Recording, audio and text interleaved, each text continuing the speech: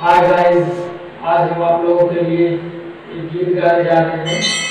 कोई भी गलती आप लोग माफ कीजिएगा। अच्छा लगेगा तो कमेंट कीजिएगा, शेयर कीजिएगा, मेरे चैनल को सब्सक्राइब कीजिएगा गाइस। ये गीत है दुल्हा दुल्हन के ऊपर, बधाई वाली गीत है, सेहरे में जो गाया जाता है। तो जोड़िया बनल रहे दुल्हा दुल्हन की, जोड़िया बनल रहे दुल्हा दुल्हन की, समझी समझीन के ना।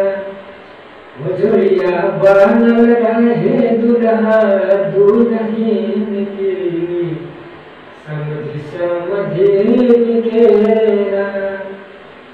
समझी समझीन केहू दुल्हा दुल्हन के,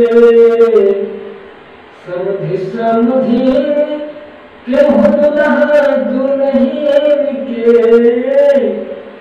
जोड़िया बनल रहे, जोड़िया बनल रहे दुल्हा दुल्हन के, समझी समझीन के ना।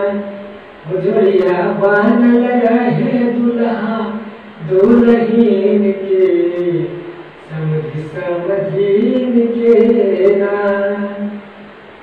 अंतराम का नाम बा कि जोड़ी सलामत रहती है बपुकार हो, कि जोड़ी सलामत रही है बपुकार हो। हरि कुशल मंगल रहे भैया पूरा परिवार हो, कि कुशल मंगल रहे बबुआ पूरा परिवार हो।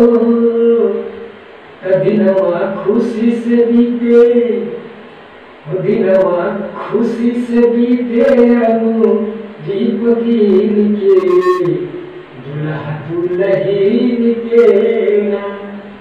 जोड़िया बनल रहे दुल्हा दुल्हन के, समझी समझीन के